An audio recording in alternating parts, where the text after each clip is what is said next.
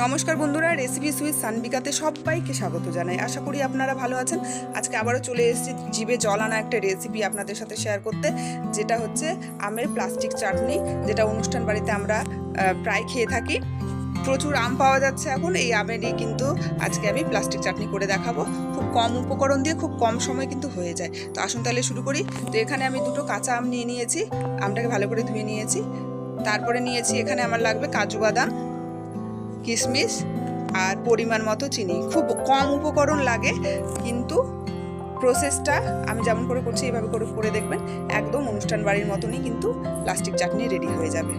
তারপরে দেখুন, আমটাকে আমি এখানে টুকরো করে কেটে নিয়েছি, খুব মোটা রাখিনি, ছোট ছোট পাতলা টুকরো করে কেটে নিয়েছি। তারপরে একটা পাত্রে আমি এখানে জল বসিয়ে দিয়েছি, তার মধ্যে দিয়েছি হাফ চামচ হলুদ গুঁড়ো। দেওয়ার পরে যে টুকরো করে কেটে রাখা আমটা দিয়ে দিলাম, দিয়ে এটাকে আমি 3 থেকে 4 মিনিট ভালো করে বয়েল করে নেব। বয়েল করার পরে আমি ওটাকে নামিয়ে রাখলাম।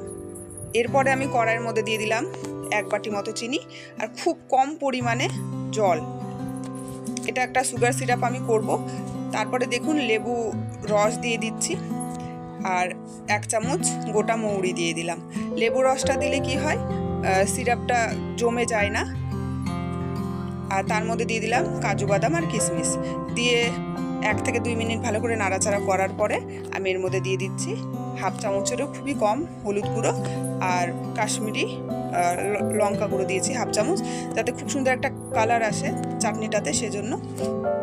তারপরে আমি দিয়ে দিলাম সেদ্ধ করে রাখা আমটা।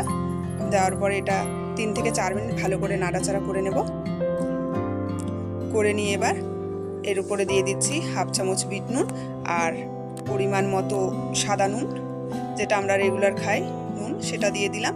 দিয়ে নাড়াচাড়া করে নিয়ে আমি এটাকে এবার 2 থেকে 3 মিনিটের জন্য ঢাকা দিয়ে রেখে দেব।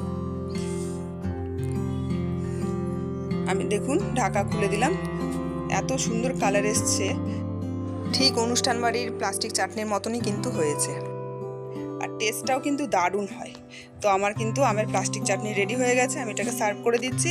আপনাদের যদি এই রেসিপিটা ভালো লেগে থাকে, প্লিজ একটা লাইক করবেন, শেয়ার করবেন, আর এই রেসিপিটা বাড়িতে অবশ্যই ট্রাই করবেন, আর আমাকে কমেন্টে অবশ্যই জানাবেন কেমন হয়েছিল। আশা করি খুব ভালো হবে। যারা আমার চ্যানেলটিকে এখনও সাবস্ক্রাইব করেননি, প্লিজ প্লিজ প্লিজ আমার চ্যানেলটিকে সাবস্ক্রাইব করে আমার পাশে থাকুন। এতক্ষণ ধৈর্য ধরে আমার ভিডিওটি দেখলেন, তার জন্য অনেক অনেক ধন্যবাদ। ভালো থাকবেন, সুস্থ থাকবেন, আবার দেখা হবে।